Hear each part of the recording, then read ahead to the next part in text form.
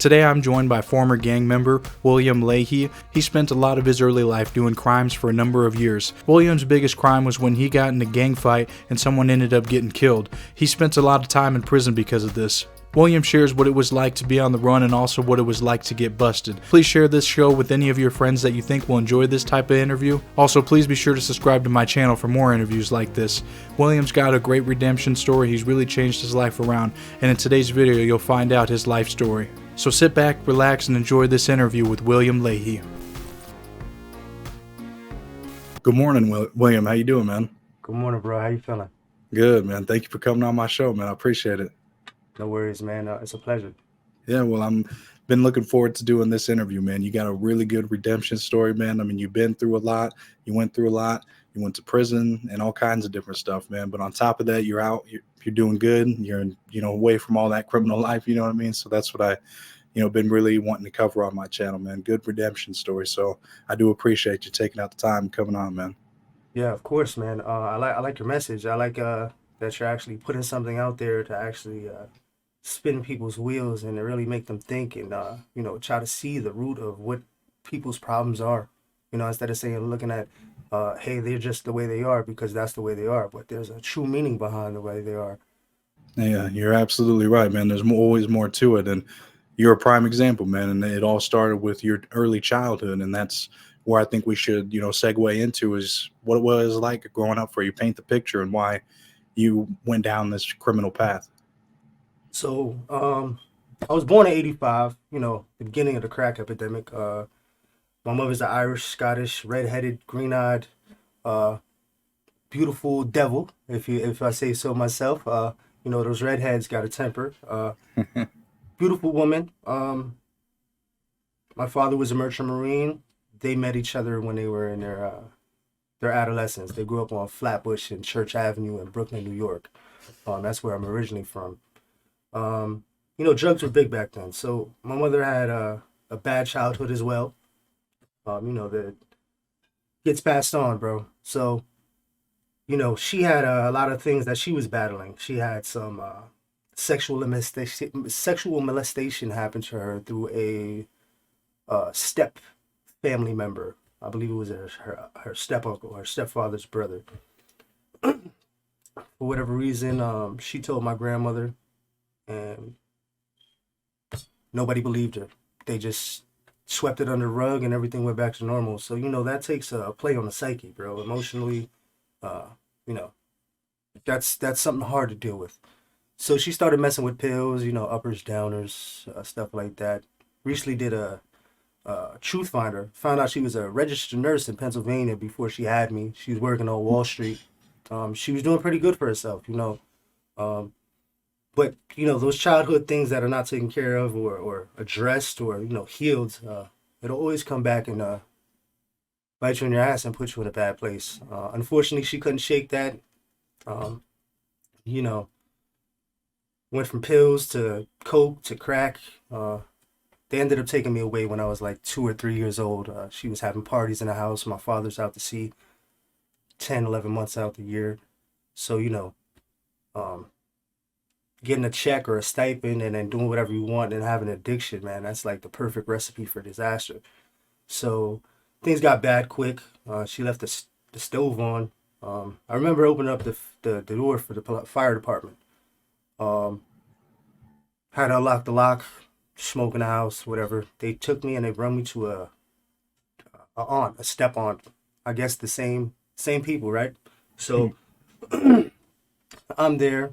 I'm out of control. Running up and down the street, barefooted, climbing out of windows. I'm like 4 or 5 now. The lady that I was with was Aunt Lillian, another old Irish woman with the bottle cap, glasses and the nice swoops and all that stuff. She lived in Brooklyn as well, but over there in Garrison Beach, towards the end in the water. She couldn't control me, man. She was dealing with a daughter that had a muscular dystrophy, so she had a lot of issues. She would get an ambulette going back and forth to appointments, so she was dealing with that, and then dealing with me, and then being an alcoholic. Another recipe for disaster.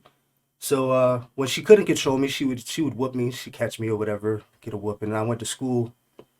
They saw the bruises. I wasn't really paying attention. I wasn't coloring in the lines, how they want you to do. So um, they sent ACS. ACS came and they got me. Funny how that happened because the way they got me was so traumatic, man. Um, What I went think down? this I think this is the reason why I have an authority issue and I have a thing against let's be real, the police, man. And the system in general. But the ACS worker came back then. They came with two officers. They never came by themselves. It was a big thing back then. They were afraid of people not giving up the kid, or they needed to have some security with them. So they came in the old. This is '91, June of '91. They came in the old blue and white box police cars with an ACS worker. I just seen my mother that day for the first time, and I can't remember. She said she was going and she was coming back. Um, in the midst of that, the ACS came and they took me, and I was crying. I'm like, my mom, I want my mom. The ACS lady just kept on telling me to shut up, man. I eventually cried myself to sleep in the back of that police car. They brought me to Light Street. Light Street was intake for ACS. It's a building somewhere on Canal and Light Street. You go there, you get processed, I guess, and then they find you a place to stay. Usually it takes within 24 hours. I was there for maybe 6 or 7 hours, give or take, and they sent me to a foster home. It's late. It's at nighttime. I got there, stressed out, crying, don't know what's going on. I cried myself to sleep again. But the lady that had the house, she had some of the older boys try to comfort me. When I got up, it was like, you ever seen that cartoon Recess, where they're out there and they're in the jungle gyms and they're playing, and it's a ton of kids. It's almost like a prison yard Okay. in a weird way. But Hmm. it kind of felt like that. It was just a jungle gym in the middle of this dry dirt with like 15, 20 kids just running around, and it was crazy. Um, So I mean, they did have you. I mean, it was when you got here. At that point, everything was all right with the kids. I mean, they weren't picking on you and nothing like no, that. I was so young, man. I was 5. I just didn't know what was That's good. going on. I was trying to understand what was going on, but I was just like, holy cow! Like I've never been, from where I was that I could remember to somewhere new with a bunch of people that I don't know. I just got pretty much kidnapped, right? Yeah. I mean, took really. Yeah, took and then put somewhere else, and then the lady seen that I was out, it wasn't gonna work, so they sent me to a home with they had two kids of their own and a mother and a father. They were into the church and stuff. It was amazing, man. It was a beautiful place. I got my own bike, running and jumping ramps. They had dogs. It was a beautiful place, man. I felt at ease. Um, Completely different from com- what you grew up. The Completely last. different. I felt the genuine love. It was like a very different atmosphere. Like the way they explain it is like, yeah, I just woke up from a bad dream and I'm in a good place. You know what I mean? Um, Damn. I was Yeah. there for like 2 weeks.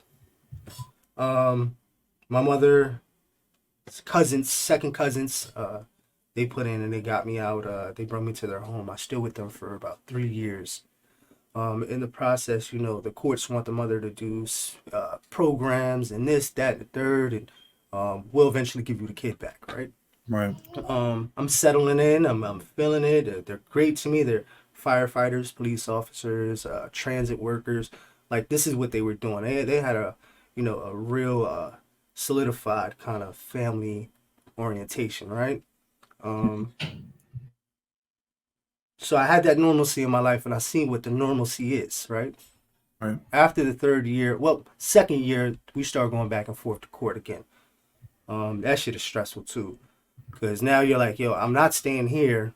I'm going with my mom and my dad, but I don't know them. But I know that Right. I want my mom and my dad. You see, everybody else is, you don't know what they're about. You just know, I want my mom and my dad. You don't know the shit that's Yeah. coming along with it. Right. So they put my mother into a program. She, uh, passed with flying colors, fake it to make it kind of situation. Um, they end up getting me back, right? I go back with my mother and father. They buy a house in Toms River. Now, mind you, he's a merchant marine, so he's out 10, 11 months out the year. Um, Long time. so, I'm no, not around much. not around much. He's doing his own weird kind of bid, the way he does it, right? Because that's a bid in itself too. Um, Yeah. Being at sea 10, 11 months out of the year is pretty hardcore.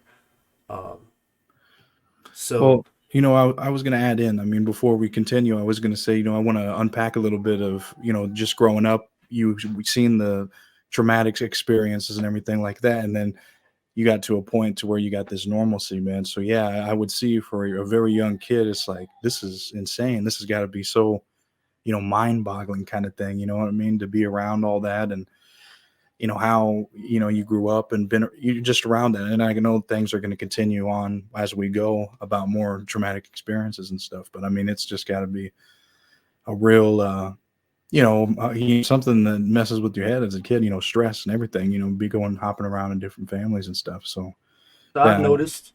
I'm sorry, I didn't mean to Go cut you ahead. off. No, go ahead, man.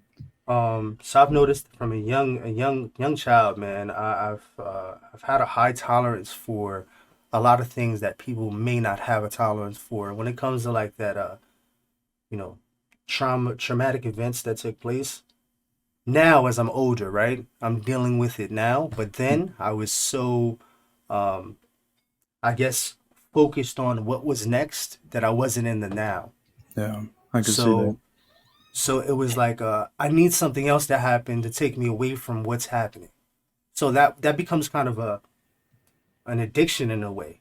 It's like a So cycle, man. because it's like, all right, if it's not here, what's next? Something's got to, even if it's worse than this, it's gonna make things, the monotony, uh, you know, disappear or change, and then I don't have to deal with that specific thing that's going on. I have something else to focus on. Right. I mean, there's just always something, never Yeah. ending. So, I mean, that So you were kind of left off as where you were in the court system, and you were there for 2 years, and you were going back and forth. So what? How so did in the that go? last year of the 3 years that I was there, she did the program. Everything went well. They came together as a 2 parent unit. Um, they're really pro about that in the court, especially if they're going to give a child back to someone who has drug addiction, I guess. So they got me back.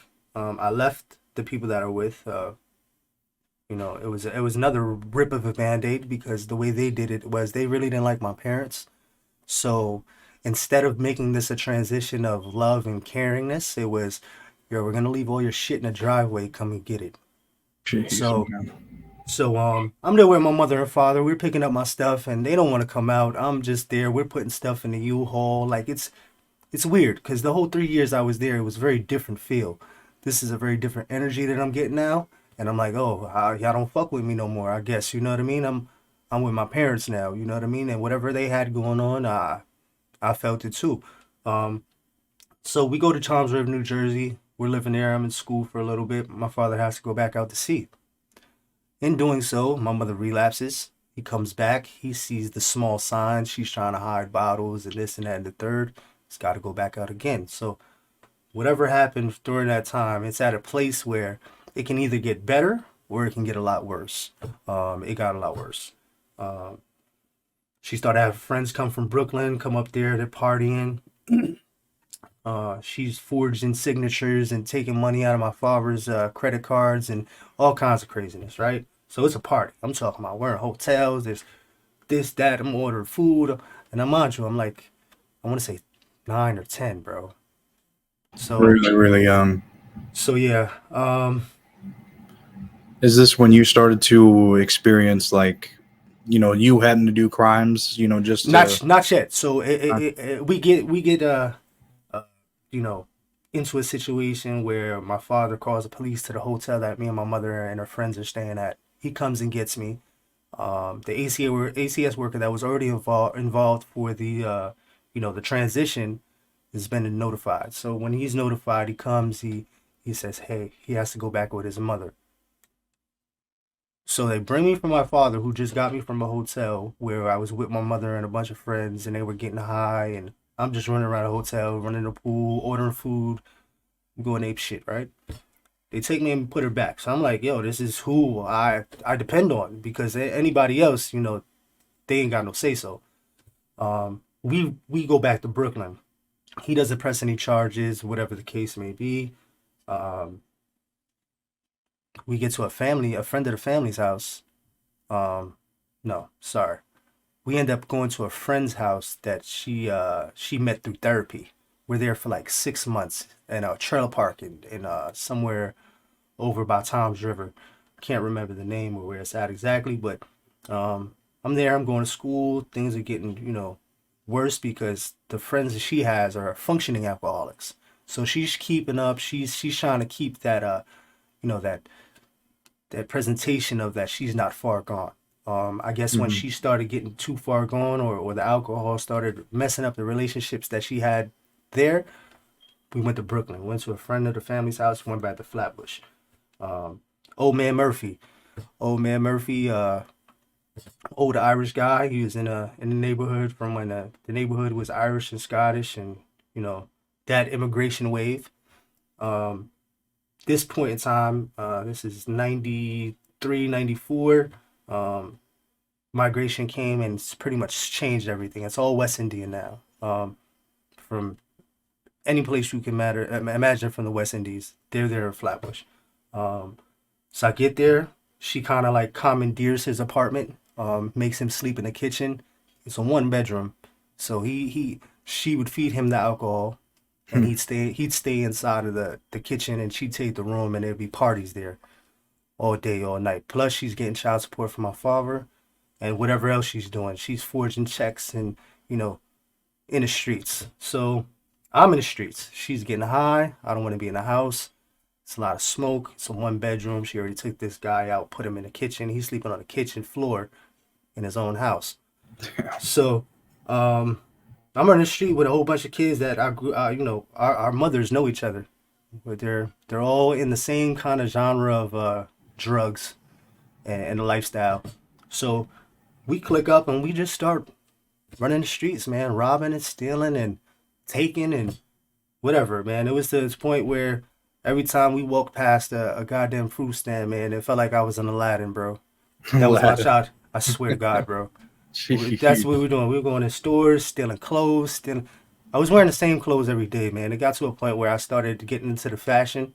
I was young, but you know, I wanted to be up to date with what was going on. There's a big part of why I didn't go to school was because of the hunger situation and the clothes, right? How can I focus on something where my stomach is growling and I got kids snapping on me about my clothes, right? So Right. I stopped going, man. I dropped out of the fourth grade, man. I Damn. just I just stopped going.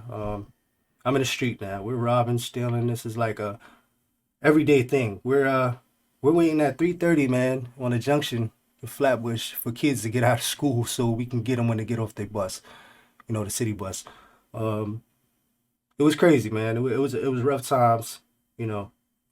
I eventually ended up catching a charge. Well, I didn't catch it yet, but we ended up catching a robbery for a bike. We went down to Sheepshead Bay, Marine Park area in Brooklyn, and seen this kid. He was a little bit older, 14, 15. He had a nice GT Harrow. Um, Speared him right off the bike. When I speared him off the bike, my little crew, they jumped in or whatever. But when I speared him, he there was a boulder, big rock on this piece of lawn that I caught him on, and his shoulder popped out, Oh, like his damn. whole his like No, out thank the you. out the skin, yeah, out the skin. Um, so one of my friends jump on the bike, take off. We run now. We're not even on a bike. It's just me and my other two friends. We run. We were going some backyards and we chill on the roof. They end up catching the kid, my friend that uh, took the bike and went off or whatever.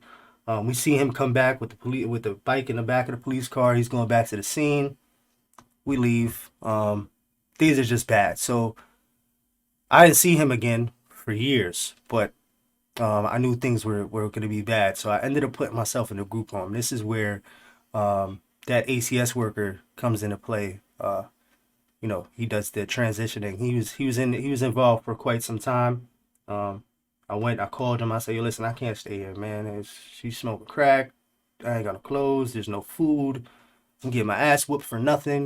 The come downs on crack, man. What's that like? Oh man, it's like Dr. Jekyll and Mr. Hyde, man. You don't know what's gonna happen, bro. I done been beat like I stole something in the street, man. So, Damn. I got tired of that shit. Plus, that was the last straw of the bike situation. So they take me back to Light Street, right? Back to Light Street. Um, I'm there for about a month now. I'm older, so this is the part that I didn't see because I was so young the first time. So basically, it's just a room where it's a rec room, and then at night they have a closet where they have the fold up spring beds. So what happens is they clear everything out at night and they put up the spring beds and they have a girl side and a boy side, right? So the Mm-hmm. boys, we stay here in the morning, we wrap all our stuff up, and then we go to like a school that's supposed to be over by family court on 161st. It was a ACS building where you would go in there watch movies or whatever, and so they come and pick you up and bring you back to the facility. Um, did that for a little while. Went through group homes, going through the group homes for about a year and a half. Nothing to do with that charge. Nothing came up. I'm in an independent living group home when I get out of Light Street. I went to 3 or 4 of them. I'm the youngest one in the house. This is usually kids that are 16, 17, 18, about to age out or try to get a job or really do something with themselves. Why they put me there, I don't know. Um, but there was a lot of things that I had to worry about that, nobody else did. I was the youngest. I'm the only little white boy there, and I always got to fight. You know what I'm saying? I always got to get it in. I always got to prove my point. So any kind of focusing on any kind of rehabilitation or focus on my future, I wasn't focused on that. I was focused on, the immediate, the time that I'm in right then and there. Mm-hmm. So they sent me to a residential because I'm getting into too much fights.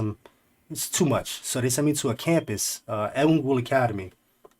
I think it's run by the Jewish board now.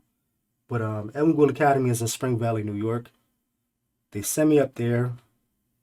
I'm there for a little bit, a month. I run away. I go back to my mother's house. Now, mind you, I haven't seen her in about a year, almost a year now. What was that Um, like? it's like I just saw her yesterday. A lot worse. Um, you know, drugs take a toll on you, man. Especially if you're going hard and fast. You're going nowhere, but you're going somewhere. Mm-hmm. Uh, so you know, I was just happy to see her. Um, I'm like, maybe I can make this work, or maybe I'm back at home. I felt a little bit of ease. So I go in the neighborhood. I say what's up to everybody. I haven't been in a while. I was basically running. I see the kid that I ended up catching a case with. Same thing. I'm like, yeah, I'm gonna link up with you. I'll see you. I go back to my mother's house to get some sleep. Bullshit you not, man. Police knock on the door. Doom, doom, doom, doom, doom, doom. My mother goes to answer the door, and she's like, Billy's not here, Billy. And I'm already trying to climb out the fire escape. I got half my clothes on, the shoes on, the fire escape. They eventually come in. Mm-hmm. They're like, yo, come on, man. I get dressed. They bring me down to a building downtown Brooklyn. It's late. It's got to be like 1 in the morning. They bring me to the barge. The barge is the boat for the island. But back then in 98, 99, it was for the adolescents. They had the youth on the boat. So I was just talking to a friend of mine that I grew up with about the the real traumatic experience that I've ever experienced inside of the prison system as a whole. Um, I went through the barge. You got to get strip searched. You got to get into jail clothing. You take off your clothing. Yeah. Now, mind you, I'm only like 12. Mm-hmm. Yo, this Really young. man, this is a CO. This is a Rikers Island CO that's just working on a barge that's just dealing with adolescents. Big black dude, right? Bald head. Mm-hmm. Does a strip search. Yo, he makes me like spread my cheeks, bro, and like make it wink, bro, like more than once, bro. Like, Yeah. and this That's for rough. for a kid, like he's like, no, that's not good enough. Let me see it again. Yeah. Now, mind you, I've never been in a situation like that, so No. No. I'm That. quiet. I'm quiet now. I'm like, oh shit. I done run the streets, rob shit, all kinds of this. But this right here was different. Um, that right there is out of all the things that I've been through in the juvenile detention system and everything, that right there is the one that just sets me to a point of like that's where it started, man. The degrading. Like, you know, you go through the system, a kid is gonna figure it out. He's either gonna become an insurance policy or he's gonna benefit it somehow. It'll figure it out. But that right there, man, I don't know, man. It made me feel violated, bro, at a young age. And then I guess when nothing happened, or it was just, you know, rites of passage or whatever you want to call it, that's when I just said, fuck it, man. Fuck it. I stood there for, I want to say about a week. They sent me to Crossroads. Crossroads is another juvenile detention center. Finally went to court. Adrian Academy, the group home that I was in, decided to take me back on a conditional release. So that was a blessing. I go there for like another maybe, I want to say maybe another 6 months. I run away again, go back to the neighborhood, right? This time I'm in a house where things are sticky, man. They got somebody that's you know, saying that they can't live here. They're saying that they can. It's a spot, bro. It's like a fucking spot. So I'm like, oh shit.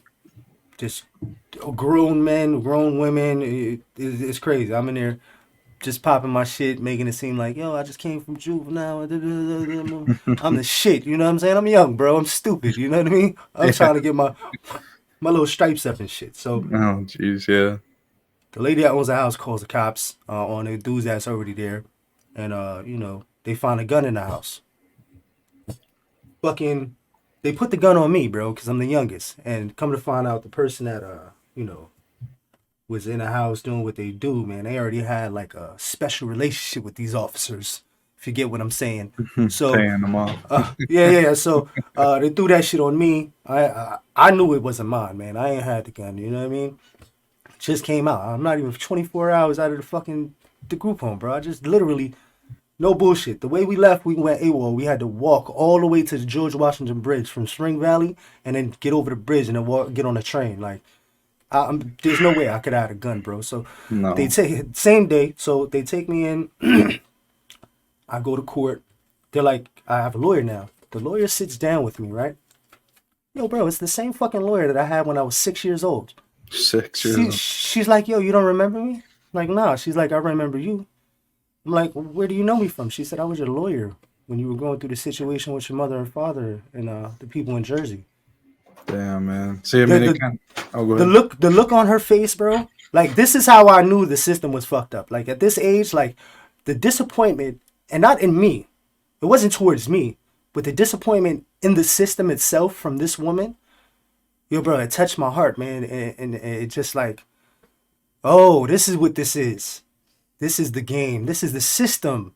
Oh, I see what you see, but I can't articulate it at that time. You know what I mean? I absorbed everything that she put out there because she was distraught about it. You know what I mean? She was like, yo, this is crazy. I just put you back with your parents, and now you coming through all this. She looked through my file. She's like, yo, and she was really upset that, you know, that happened. I was gonna add in, like, it is, you know, how you said. I mean, it's like, you know, everything came full circle. I mean, she was representing you as a child, a young child. You know what I mean? Like, trying to help you and help better your situation with your parents. But I mean, it just goes to show. I mean, being in that kind of environment, you know, I mean, this is 6 years later after you're like 12, 13, and now you're more into actually getting yourself in trouble. Now it's like, you know, it's not supposed to be like that. I mean, they're supposed to help you get to a good home so you can have a good life and stuff. But, you know, obviously it doesn't go like that. You know, some people may get lucky, but I mean, that wasn't in your case. I mean, that wasn't your situation, man. It's just, it sucks, you know, having to go through all that. Yeah, whatever that doesn't come out in the wash definitely comes out the rinse, and they definitely keep that too. You know what I mean? They want it all. So, the system, man, it is definitely it's definitely fucked up, bro. It's a perpetuating cycle, and they know it, and it's designed that way, bro.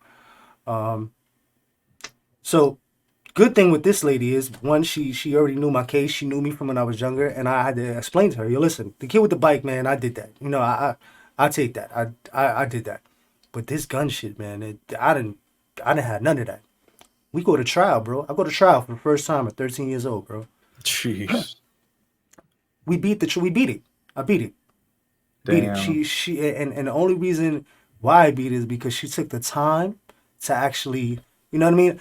Well, a kid's not gonna lie, say you just pop somebody's shoulder or whatever, and I explained to her everything that was happening. I said, yo, listen, To be honest with you, I didn't do that. That's not mine. And she saw the sincerity and you know, everything, and she really went above and beyond, bro, because she went in there, I had to get on the stand and all this and all that, and bro, she killed it, bro. Yeah. With the placement of where the gun supposedly was and where I was, and it just didn't go together. You know what I mean? So she definitely aced that. She put a nail in that coffin. But I had to do 9 months for the conditional release violation for the assault. Yeah. So they send me up. I'm in Crossroads. From Crossroads I go to Horizon. From Horizon I go to Pyramid. From Pyramid is a reception center for DFY, OCFS, Division for Youth. That's juvenile. That's when you get to the state. I stayed there for about a month and a half. They classified me and they put me in Cass Residential. I'm in Cass Residential. It's in a Rensselaer. It's in the middle of nowhere. No gates, no nothing. You can run if you want to, but you're not going nowhere. They'll find you. Yeah. It'll be stupid. You know what I mean? Yeah. So, I'm in that groove now. It's almost like a group home. It's going, but there's some funny things going on with residents or inmates and staff, favors for favors, and you know the grooming bullshit. So I'm like, you know what? I'm not staying here. I'm getting the fuck out of here. I get into a fight, whatever the case may be. They you know, make it more than what it is. I wild out even more. They put me in Tryon Residential. Tryon is the same place that Tyson was in. Now, these COs are different, man. They're up there from Johnstown, up in Albany, and you know the woods and all that. That's all they do, man. They're hunting and they're spitting snuff inside of bottles and they're popping shit, and this is what they do. Yeah, So you know, me being who I am, you know, coming from Brooklyn, I have a different way of talking from these kids up there, and they're you know trying to figure me out. This particular time, before I get locked up, a few of my friends my neighborhood is like Muslim, but we're you know kids that I associate with are like the kids that are doing bad shit, but they're being you know taught by their parents about the Muslim faith and all that. It was something that always intrigued me, right? So when I get to Cheyenne, I see a Muslim brother that's you know, working, the only black man in the jail. Found out he was Muslim, and I asked him for a Quran. I get the Quran. I'm bringing the Quran back to my house. I put it in my cell. It's shower time now.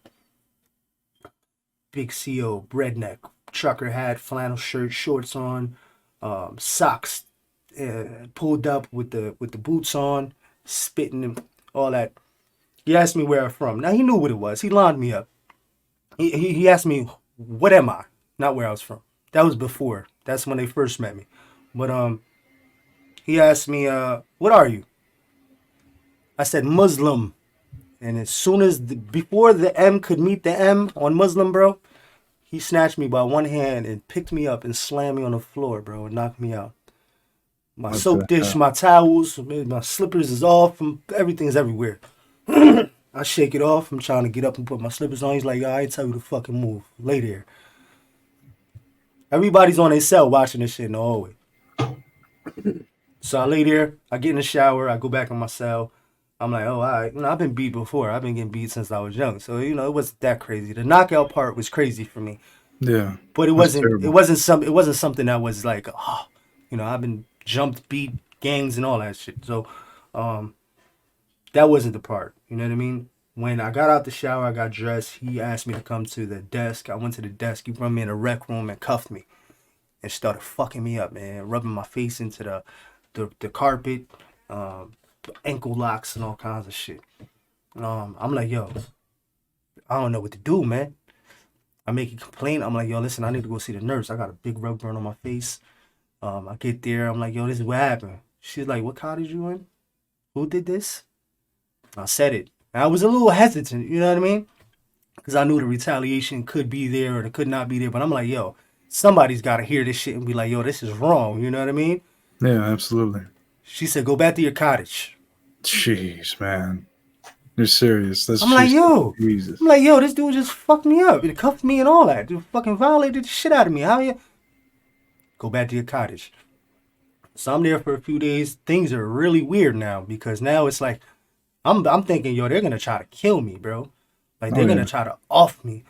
So I had some screws in my desk that were loose. Those concrete blue screws, Mm-hmm. long ones.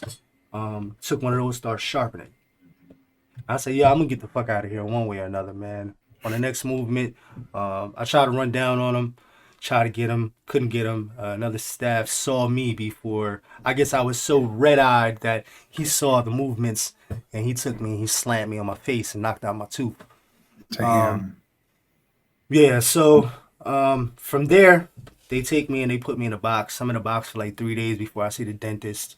Then they take me and they put me in Harlem Valley. Harlem Valley is a maximum secure for adolescents, juveniles, in New York State Department of Juvenile Delinquents, or whatever you want to call it. Worst of the worst. You got kids in there for sexual deviance. You got kids in there for murder. You got kids in there for, horrendous assaults and mutilations and shit like that. 9 to life, 4 to Jeez. life. I'm only there. I came in with 9 months, bro. I'm No. already on 2 years into this bid because I have nowhere to go, because I keep on getting in trouble and I can't go back to my mother. The group home's not taking me, whatever the case may be. Jeez. So I'm in Harlem Valley now. I'm there, fighting, doing it. It is what it is. I eventually ended up going back to court. They give me another extension for a year. That's the bad part about family court. They can keep on giving you an extension, a year extension until your 18th birthday. So I'm already in the mindset, yo, this is where the fuck I'm gonna be, man. I'm stuck. You know what I mean? I'm stuck here, man. This is where it's at, bro. So I'm wilding out or whatever the case may be. I ended up you know, befriending or getting liked by a therapist and another counselor. And they're like, yo, we know you can't get out of here. We're gonna try to put in a packet for you to get to a another group home, but it would be a residential. Same thing like Elmwood Academy. They pushed for it. They pushed for it. They ended up getting me out of there. Damn. I got out of there. I went to Hawthorne Cedar Knolls. I'm like 16 and a half now. Co-ed. I'm around girls, and it's good. I'm chilling or whatever the case may be. Funny things start going on with staff and things like that, and I said, you know what? I'm getting out of here. So I went AWOL. Um, Went to a friend of mine's house that I was in a group home with, staying there, hustling, robbing and stealing and shit. I ended up catching a gun charge, for real this time. Um, Ended up doing 8 months, a year on the island. As soon as I get to court, hey, listen, man, I don't even want to go to trial. I don't want to go to hearings. I want to take this year on the island, and let's get it done with. Take the year. I go still in the adolescence. Get off the island, come out, same situation. I ain't got nowhere to go. I'm networking off of dudes that I've been with in a group home or jail. That it's like a small, unstamped kind of fraternity that we have. All going through the same shit. Um, so I'm there. I'm doing my robbing and stealing again, same shit. Um, just so happens that the kid that I know that got me the room inside of this house was a kid that I was in a group home with prior. He's gang related. I'm gang related. We're in the opposite gangs, so his gang is not feeling me, but they're not fucking with me because off the strength of him. So I'm doing what I'm doing. So you were in a gang. I mean, where you got involved with the Crips, right? Yeah, I was cripping hard, man, and What age did you join? around 11, I Oh, want to so say. this was way, way, way even before we got this deep. So I mean, during that whole time, this whole prison and or not prison, but jail, juvie, all that, you were affiliated with that. Yeah, So I yeah. mean, So immediately everybody knew me. Every time I came in, I'd be like, "Yo, what's this is who I am. If you got a problem, we get it in or whatever. That's how you do it in juvenile. So that's always something that's been following me since young. did you have to get jumped in or do Yeah. stuff? So the cripping started in the street. My neighborhood is predominantly Crip, Flatbush, Brooklyn. Uh, so it's almost like military kids. You know, depending on what branch the parents are in, it depends on what branch they'll be in. Flatbush, Brooklyn is Crip, so that's the branch that I went with. I'm pretty sure if it was somewhere else, I'd have been whatever it is that they had going on. It's just, we were trying to survive and we were trying to figure it out. Yeah, that was what was there. I mean, I was there. I mean, you usually don't think of like an because I mean, you got in really early, man. So I mean, it wasn't like you were, some older guy. Usually, gangs they recruit the kids, young as hell because you can't. I mean, you can try to convince an adult to join a gang, and it ain't gonna, usually work. You know what I'm saying? Unless he's high functioning and has some mental disabilities. That's the only way that really happens when you're older. You know what I Hmm. mean? It's more enticing as you're a child because it's like, yo, this is my family. You know what I mean? Like Yeah, these are the kids that I'm waking up every morning with to meet up with, and we're robbing and stealing to eat and fill our bellies. And the trauma bond is so serious. You know what I mean? That it just makes you grow a lot quicker, a lot faster. But it makes a real bond of unity that it's hard to describe. I'm not trying to, idolize this, but it definitely brings you to a place of acceptance, man. And I can see how for a young child being in that kind of environment and not having anybody, um, where that can lead to. You know what I mean?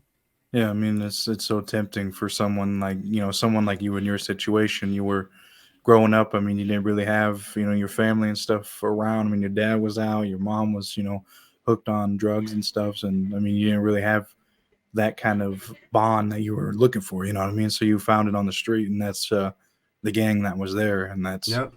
that was who you were involved with for many many years. I'm assuming, right? Yeah, yeah. I'm fortunate enough to have had older dudes that, even though they were teaching us bad shit, it came with principles and some kind of morals. I know I'm pretty sure people are gonna try to, debunk that, but um, no, it definitely it, it it voids the gap and fills in the spaces that you're missing at the time. You know what I mean? And if you're intelligent enough to see that later on, um, it was a blessing, not a blessing and a lesson. That's the way I try to look at all the things that I've been through, all the experiences that I've ever had. What is the positive situation out of all the things that could possibly take place from this negative? Yeah, Um, that's a good way so to look at it. I've been on that kind of mental since I've been young. I've always expected the worst and hoped for the best, right? Can't be disappointed that way. No, no, no, because even just a little bit, it's like, oh shit, that's a lot more than what I expected. You know what I Yeah, mean? no, that's true, man. Eventually you did get involved with that. The big case. You know what I mean, where you were Yep. sentenced into prison, and you got, you want to go into that one. I mean, that was the whole Yeah. gang fight that broke out. So that goes back to that house with the kid that I knew from the group home. He was involved with the Latin King house in Staten Island. They had a unity thing going on. It was very admirable to see that. You know, for me being Crip and just really having a like solo dolo it everywhere. It's always been me by myself. Like I've always held me down. Like I've never really had, we had the gang or whatever, but everywhere I've been, I've always repped that with the proudness of I'm ready for anything. You know what I mean? Like it's not even really more about that. It's just something to give myself to stand up for. If you get what I'm saying. Right. So that's always been my advantage. Being being Crip anywhere is like you're asking for it. You know what I mean? Yeah. So I think that had a lot to do with the fact that I was always on the opposite side of everybody else, and I still claimed it and still repped it, and it kind of led to a point of if that's what he's doing and he ain't got nobody behind him, then that's who the fuck he is. You know what I mean? Hmm. So my friend being Latin King, me being Crip, we had a trauma bond because we went through the same thing.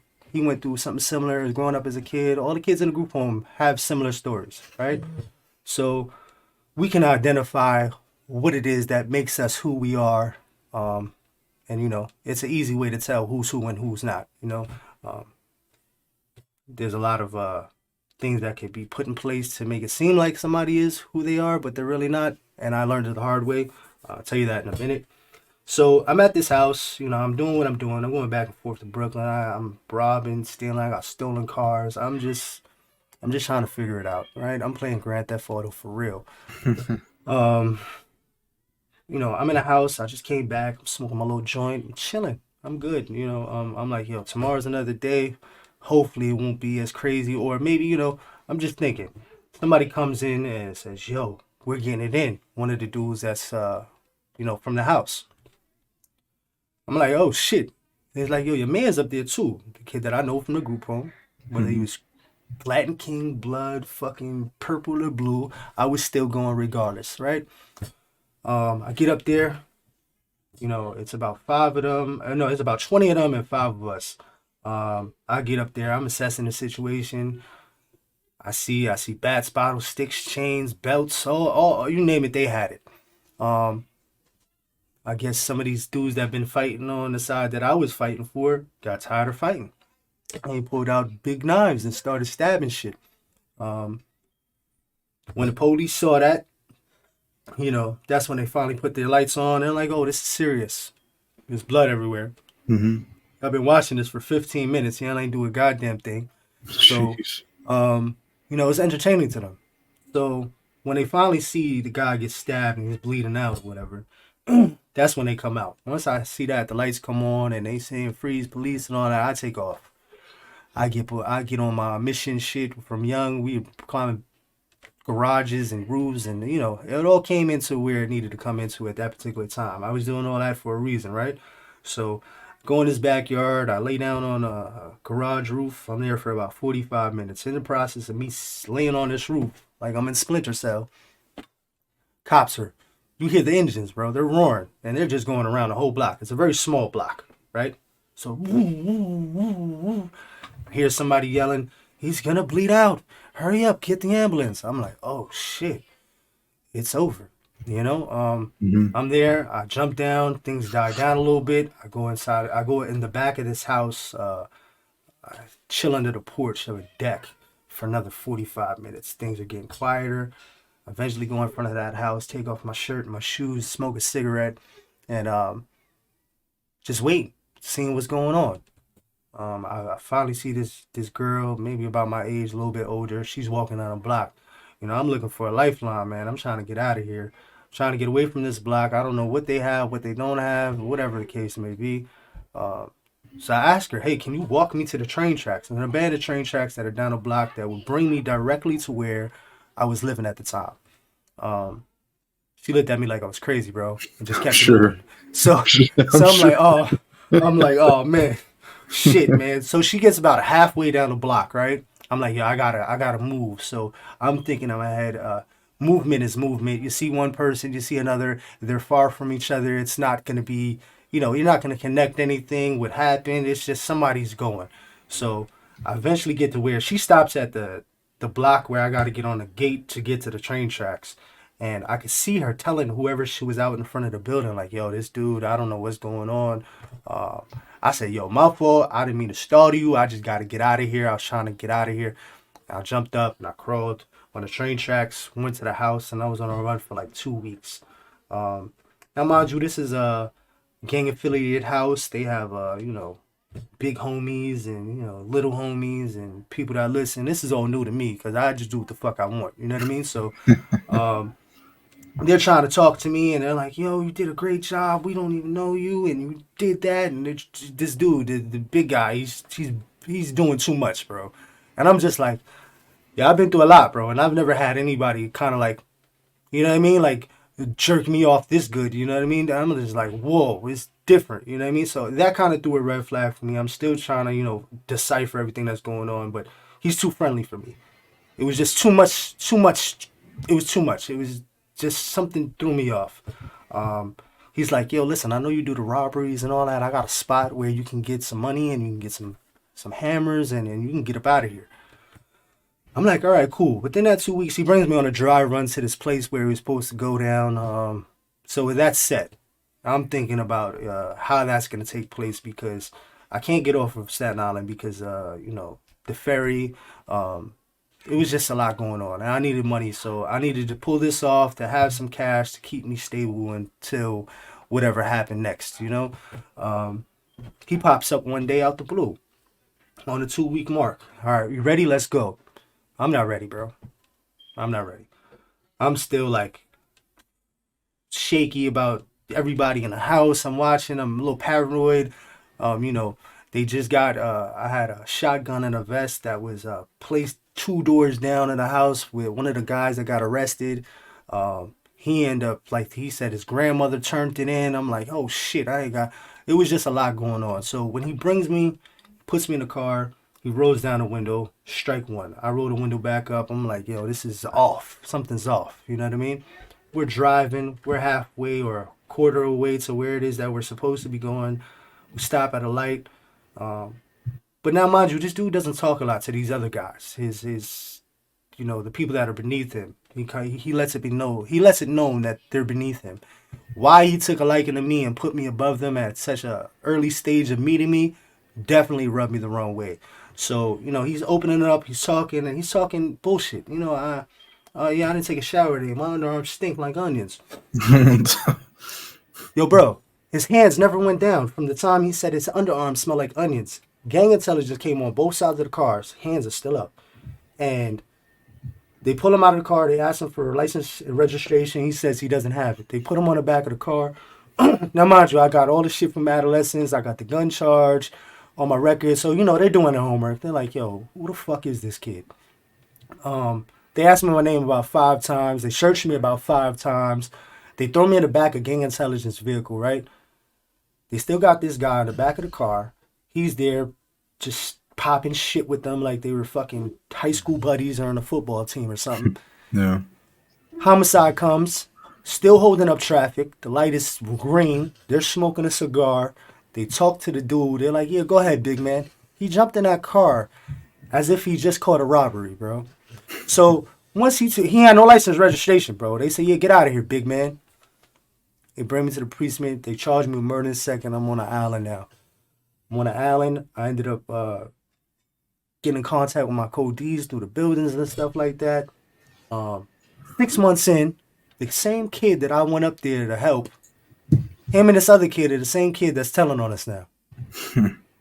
How'd that make you feel?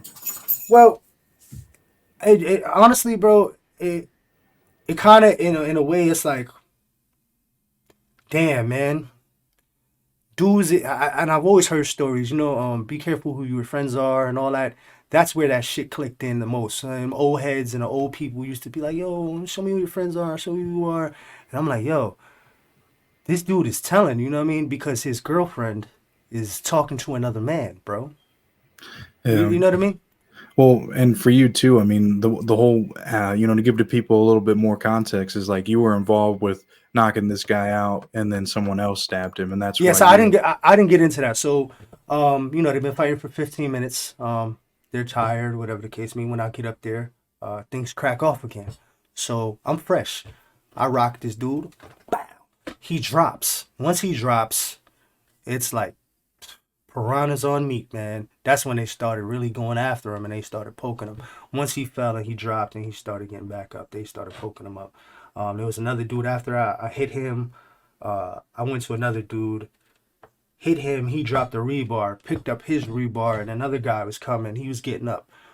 He had stumbled or something. And I just cracked him in the face with the rebar on some, just Happy Gilmore shit. And then I just kept it moving. That's when the police came, and that's when all that other stuff happened. So yeah. But that's. I don't like. Oh, go ahead. Now sometimes I kind of like. I don't like mentioning that because at the end of the day, man, I don't. We all went up there knowing what could have happened, but it could have been a little bit more, care in that. You know what I mean? No, I understand. I just wanted to, kind of give people a little background of why you were even charged with this, with 5 other co-defendants on a murder. I mean, you were a part of a gang fight, but that's all, they would have, kind of heard or understood. But just to give a little bit of background. But that's kind of all I wanted to, touch on with that. You know what I mean? Yeah. No. It's a big part of the story too, man. And I gotta stop leaving that out. But yeah. Definitely contributed to the, actions that took place after. And, But I mean, you ended up having to go to with trial and everything with this, and what was So, how so we long were was it? so about a year and some change. We went to our first hearing. A lot of evidence missing. Stories are not corroborated with other officers, and then the lead homicide came on and just started stumbling because of the fact that you know they did a lot of things that they weren't supposed to do. So the judge was like, "Hey, listen, man, we're beating a dead horse here. We're gonna go back in chambers. We'll come back out." They did that. They came back out. Kind of worked out for all of us, man. My co-D that initially, admitted and was on camera to, stabbing this man. They offered him 13 and a half flat for manslaughter. Um, they offered my other co-D 10 flat for assault in the first, and they offered 5 flat for me for assault in the second. But here's the trick to that. We weren't able to take any of those pleas unless he took that 13 and a half flat. And if he decided to go to trial, we all would have went to trial. So, me personally, man, I would take the 13 and a half flat for him because when I was originally going to court, my lawyer was telling me, hey, 18 to life is their offer. And I told him, hey, listen, man, give me 18 flat right now. I'll cop out right now. Right now. Give me 18. I'll be home when I'm 36, 37. Coming through the system, man, it wouldn't have been that hard. System's like a second home to me. I know that sounds fucked up, but Oh yeah, but no, I mean, I see why you're just ready to take it because I mean, it could have been life in prison. You know what I mean? It yeah, could have went more. But anything without an L on it, I'd have been okay with. Let me get that. 18, 15, 14, 10. I'd have took it, whatever it was. what ended up happening? How much did you get? He 5 flat, so he ended up taking that 13 and a half flat, which is a blessing. And then we ended up taking a 10 and a 5. Um, and that was the end of that. Uh, Went up there. Now, mind you, I said I dropped out of school at 4th grade. So reading has always been a little bit stronger than math. Math has always been just physical money in front of me. I never really had the time to do. When we catch robberies and all that, we figure out how to break it down between the 2 or 3 of us. We're young. We're just trying to figure it out. That's the most math that I did, bro. So when I eventually got scored and tested, coming up state and all that, my math level was a 2.4, second year, 4th month of 2nd grade. Damn. Um, So did you Reading have? was so Oh, go yeah, ahead. so reading was pretty good. It was like I want to say like maybe like a 5 or 6, maybe 5 or Oh, 6th grade. hmm. So you know, I came in here with the idea and the mindset of somebody lost their life. It'd be a goddamn shame if I came in here and kept on doing the same fucking thing over. I didn't get a second chance to fuck this up. You know what I mean? Hmm. So my mindset was, yo, what can I get out of this bid? How can this bid make me so much better and be the person that I need to be for just the future me, right? Just to be a better me. So I said, I got to get my GED. I need to take some self-help programs. I've always been in the yard, hitting the bag and working out. That's always been my thing. Hmm. Um, there's only so much of that you could possibly do, right? So Right. I buckled down. I studied in my cube, man. I did formulas, and I made sure that I associated with everything that I liked in life, right? So back then I was into guns and bullets and this and that, and so I took the fractions and I put it into where we got a case of ammunition and there's 45 box on this pallet, and that's how I really got good with math. So I was really thinking about how to really obtain and hold on to these formulas and how I was going to use them, right? I always know I wanted to be in construction, so I used that with the geometry and all that. I went and got my GED. I passed. I was actually the valedictorian. I got my scores up in about a year and a half to a Damn. 10.0 on everything, bro. Yeah. So, um, you know, So that uh, I was gonna say. So this is kind of where you started to have that, this change in your heart and your mind. Where you were ready to be done with this kind of lifestyle. Criminal gang, doing all kinds of stuff like that. it's easy to do all that craziness, man, because when you do it from young, man, it's just there, bro. It's something that you do, especially coming through the system. Yeah. um you know. So the hard part, I wanted to make a challenge for me, right? And the hard part was, um, if I don't come in here and start using my brain, man, I'm just gonna be back in this situation, if not worse, when I get out, right?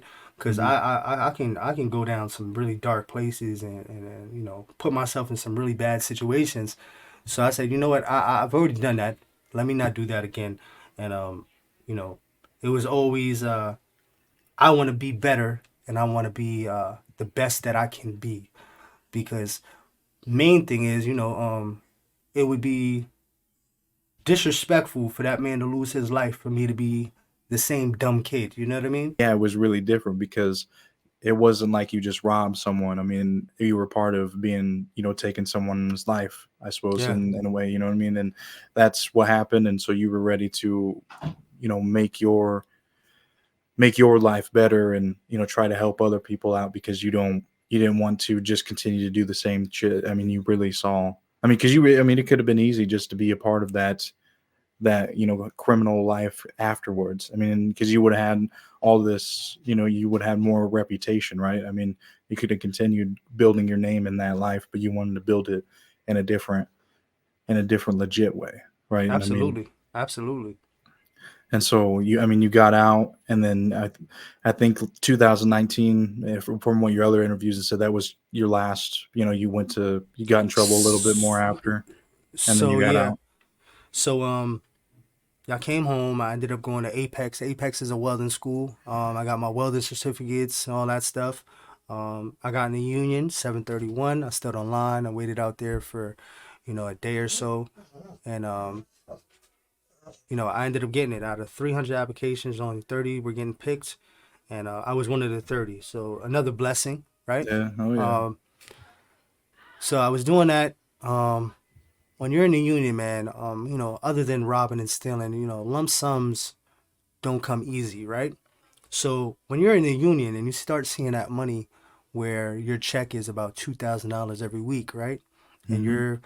you're moving around and you're trying to do things. I was trying to mess with the marijuana game and going back and forth to Cali and stuff like that.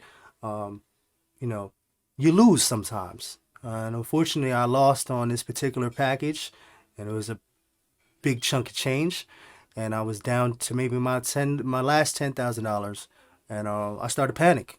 Started not working. I had an injury at work. I had messed up my neck, so I'm trying to let that heal, but money and funds are running low. You know what I mean? Um, I went back to what I know, man. Um, I ended up getting this kid for 15 pounds and about 15,000, 10 pounds and 15,000, right? Um, didn't think he was gonna tell. He ended up telling. Um, came about that ended up catching a 1.5 to 3 on a grand larceny. Um, so I ended up going upstate for a little bit of time. In the process, I had kids when I came home. 3 kids with a woman that I was in a group home with. Let's see where this is going. Um, and the mentality and I guess you could say the maturity for her was still stuck in the system in a sense, right? Hmm. Um, she went down her own lifestyle. She started, dancing, you know, and indulging in that kind of lifestyle, and you know where that goes. So for me coming home and getting in contact with her, and then her being involved with that, when I started to see where this was going, I tried to stop it. Try to break the relationship off. Unfortunately, fortunately, and unfortunately at the same time, um, you know, she got pregnant. Um, so, I had to stick around. Coming up the way I came up, I just got left out in the cold. So, one of my main things was I'm not going to leave my child to be left the way I was left. So, I'm in a relationship with a woman that I grew up with in a group home. She has her own problems, her own mental health issues, trauma experiences, same as I. You know what I mean?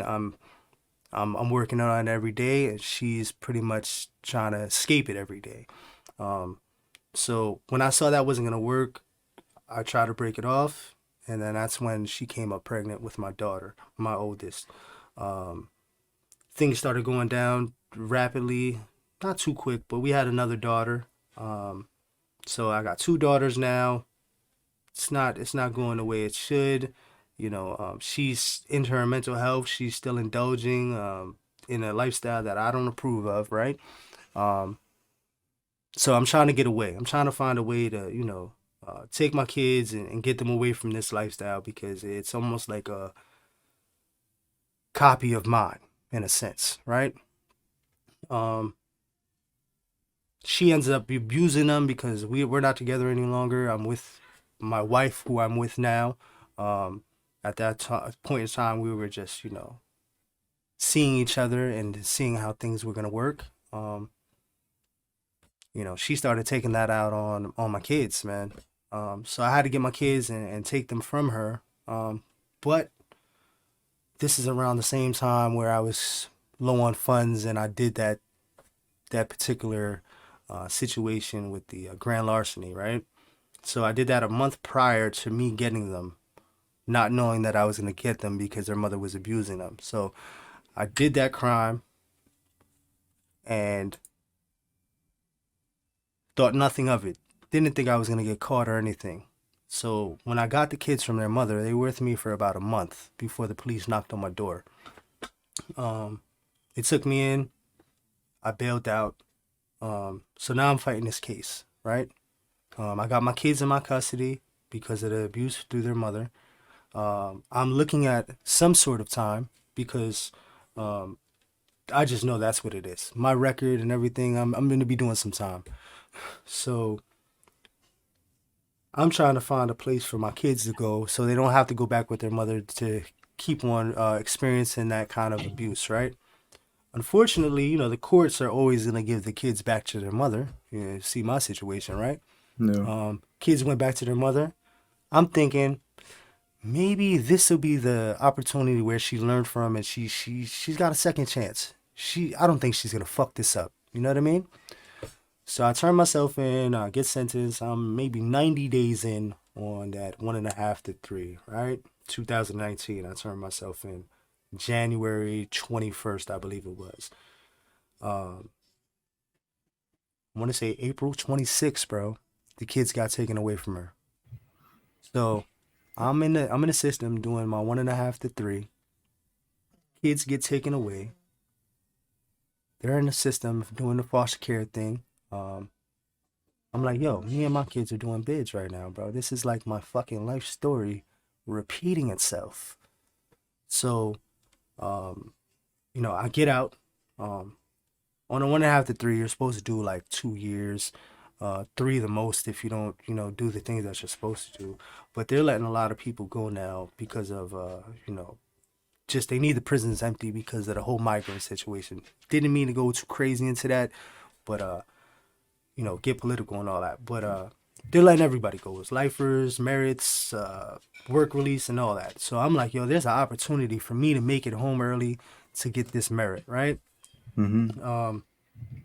I'm trying everything, bro. I'm doing extra everything. I'm writing the DEPA programs. How can I get in this? I'm trying to get into NYU for the journalism course. I did a little bit of that, but I ended up going to the box. But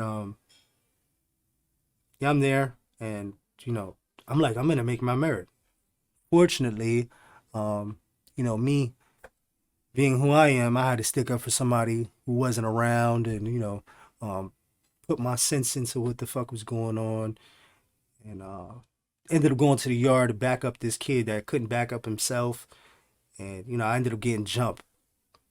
Nothing happened to me. I'm good with my hands, but the fact that now I got a tier 2, I got a ticket, I'm gonna fuck around losing my merit. My kids are in the system. I'm like, you only got 2 years before a permanency hearing, and they put them up for adoption. So I'm like, yo, I gotta get out of here before this 2-year mark, man. Fortunate enough for me, I ended up going to the box. I did like 25, almost 30 days with a 5-day suspension. Ended up going back to the same jail with the same kid. Put me in the same house with the same dudes that jumped me. I'm just like, yo, this shit can't get any worse, bro. You know what I mean? But it is what it is. I'm just like, yo, it goes, it goes. It doesn't, it doesn't. good thing is I go for my merit. That tier two wasn't that bad. They kind of pushed it to the side, and I had a parole packet. I had my wife put everything together, contacted the ACS workers and everything like that, and put together something to put in front of them to let them know, this is what happened, and I was out of trouble for this amount of time, all that stuff, and you know, I think it's well deserved for me to go out there and get my kids out of the situation they're in. They thought so too. I got out May 6th of 2019. So 2018 is when I went in. January 2018. I came home 2019, May 6th.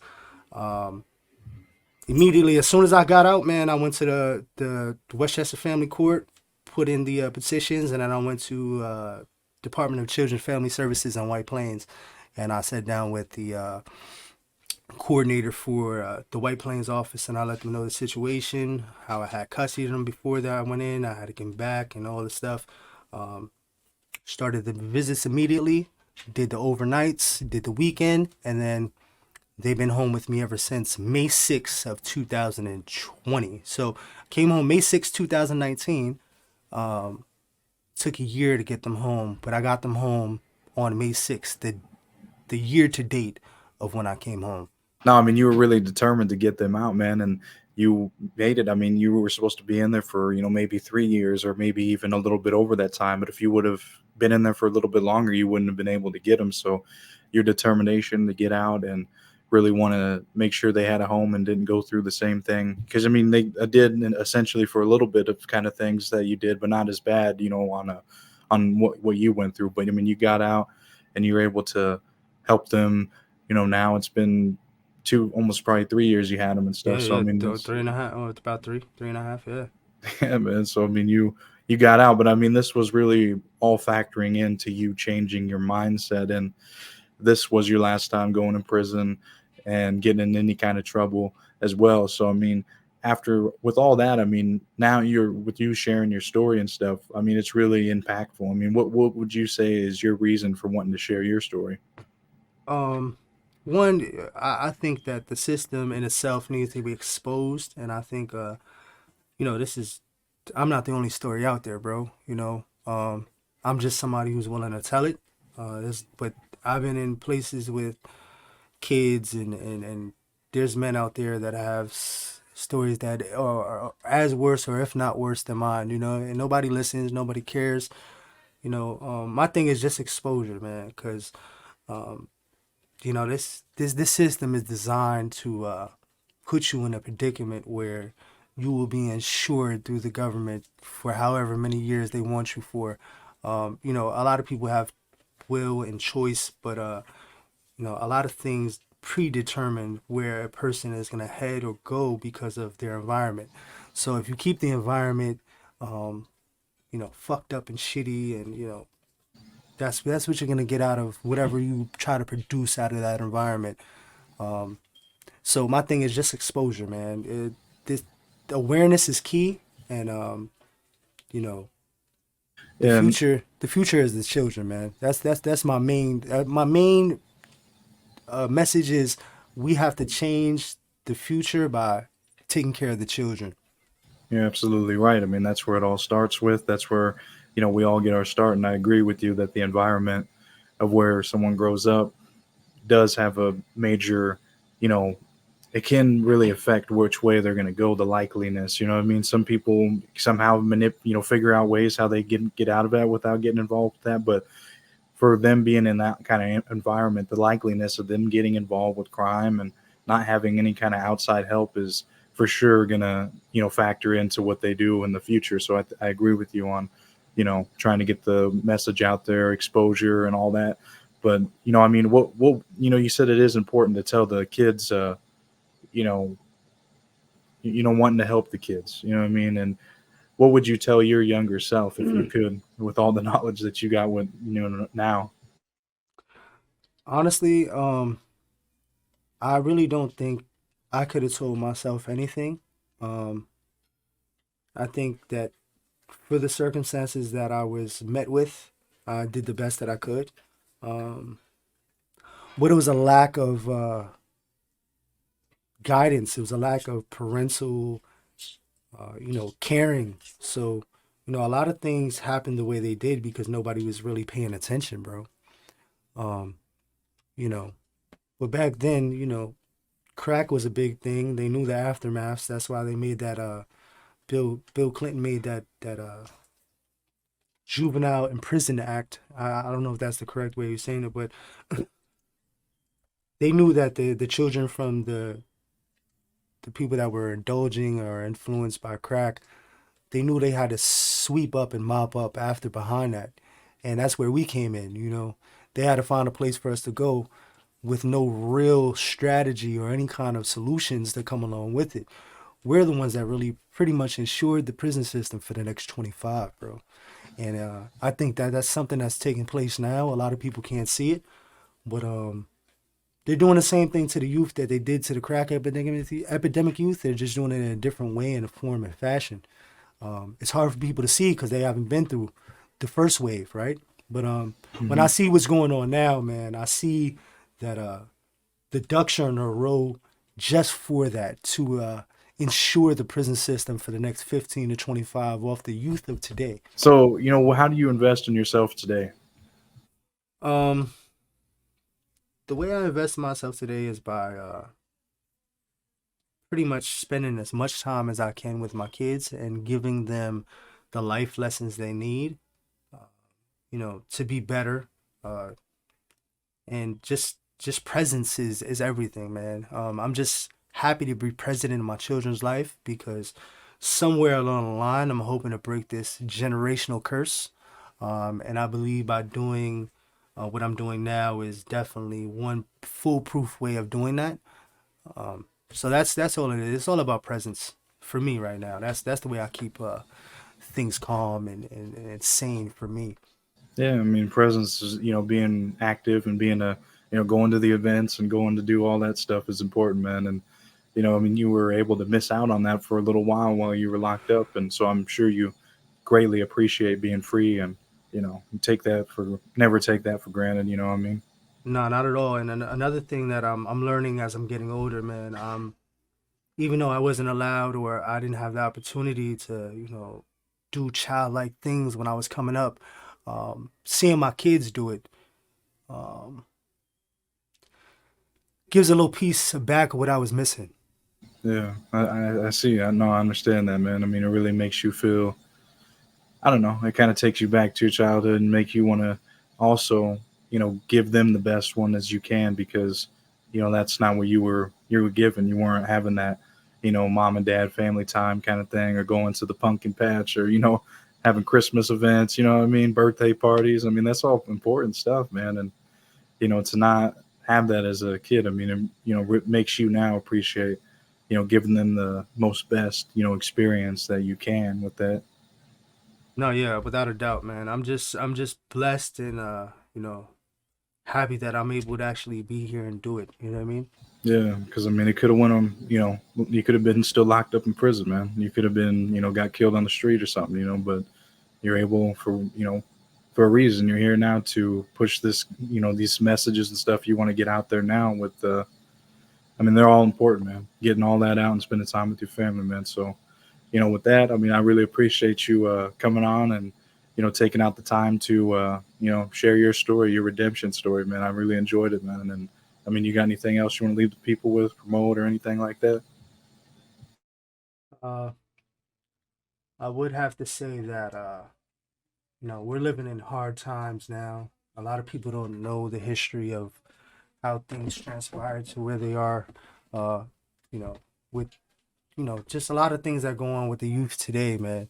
But my thing is, if you see a child that is maybe not having the best life or the best of circumstances, those little things count, man. Just a little bit of food or maybe a shirt or an outfit.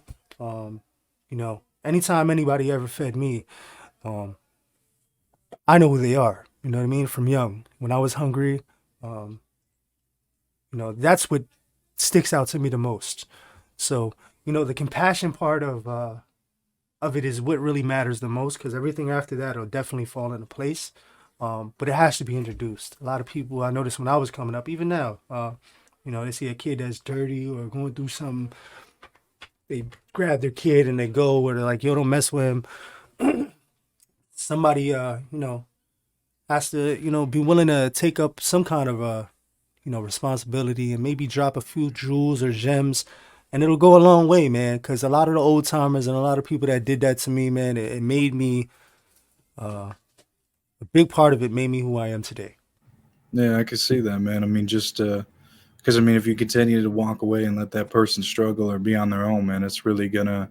I mean, there's no one to help them. There's no hope. But I mean, if you extend that arm, you know what I mean, those jewels, those gems, whatever you can help them with, what I mean, feed them, like you said. I mean, you don't forget that, what I mean, whether they realize it years down the road, like how you had to do in your situation, or they straight up, maybe they change around the next week. But I mean, being in that environment, it's not likely that they're going to just up and change. I mean, they need, constant consistency, in that, within them, you know what I mean? Well, not only with them, the big thing that, for me was the food situation and the clothing situation. um, Definitely made me separate myself from anything that could have possibly put me in a position where I felt less than because of those situations. You know what I mean? Um, there's a big sense of security, whether people believe it or not, man. Food and clothing, those are the key fundamental foundations to any flourishing or blossoming of a child, man. Because if a child is worried about food and clothing, man, I can tell you he's not worried about numbers or words or whatever it is that you're saying to him. Yeah, I can see that. No, absolutely, man. Well, William, I appreciate you coming on, man, today and sharing your story. It was really good, man. And, I appreciate you taking out the time, man. Now, anytime, man. It's been a pleasure, man. I love what you're doing, and hopefully this message will get out to the people that need to hear it, and hopefully, just one person, it'll affect one person to affect someone else, man. To pass it on is a real thing, and I believe firmly that it takes a little bit to change the whole world. Yeah, it's got to start somewhere, man. William's got one great redemption story. He is doing his best every day now to live a normal life. William is another reminder that anybody can change their life around if they really want to. I really like that he is helping at-risk criminals by sharing his life story. Please comment any key takeaways that you got from this interview. Please share this interview with anyone that you think will enjoy this type of interview. Also, please be sure to subscribe to my channel for more videos like this. Thank you again so much for watching, and of course, we'll see you on the next one.